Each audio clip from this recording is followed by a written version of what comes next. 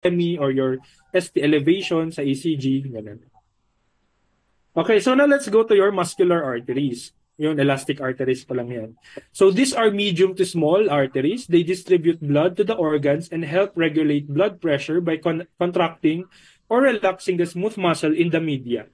So the layers, again, you have your tunica intima, your tunica media, and your tunica adventitia.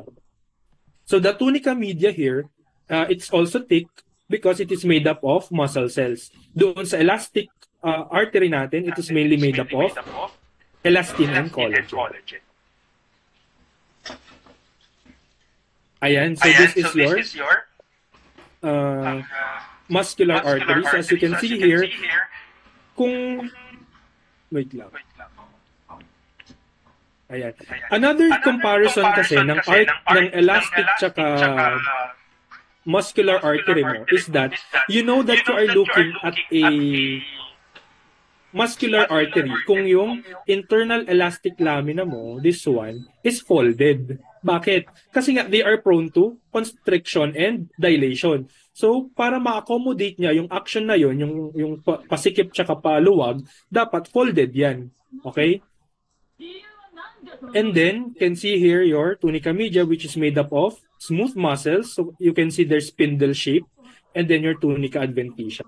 So, another picture, ayan, folded yung tunica intima mo, which is your internal elastic lamina. Kapag sa elastic artery, diretso lang yan. Okay, and then, your smooth muscle cells, and then your vasa vasorum. Again, your vasa vasorum, nandyan yung mga nerves mo, smaller blood vessels, that will give now nutrients to your tunica media.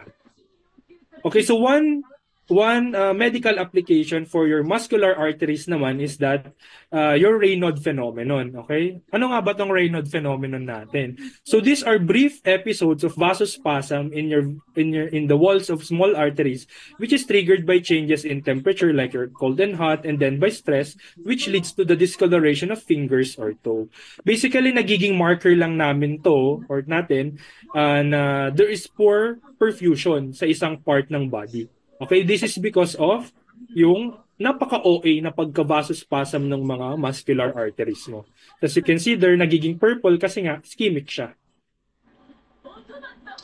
Okay, so, and then you also have your arterial sensory structures. Your arterial sensory structures are made up of your carotid sinus, and then your carotid bodies and your aortic bodies. Basically, these are bodies or sinuses that are made up of ganglions, okay?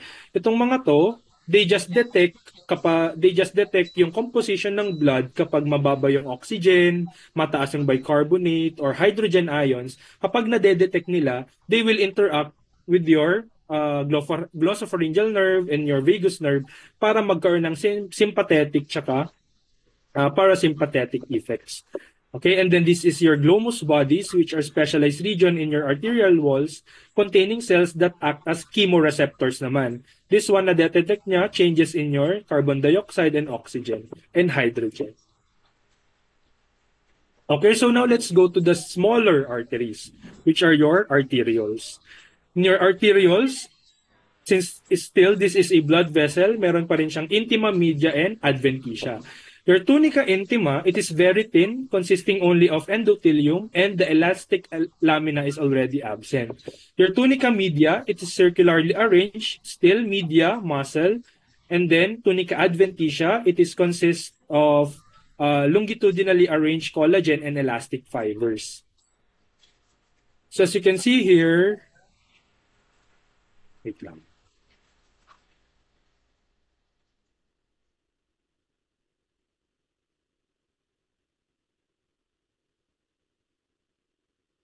So as you can see here, it is redistributed. The functions of your arterioles is that it redistribute the blood flow to the capillaries and to alter the blood pressure by altering peripheral resistance to blood flow. Diba? As I've said kanina, your arterioles are your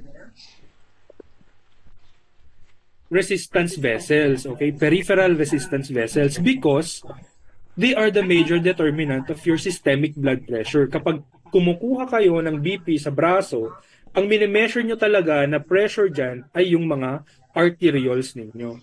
Okay? So it can change diameter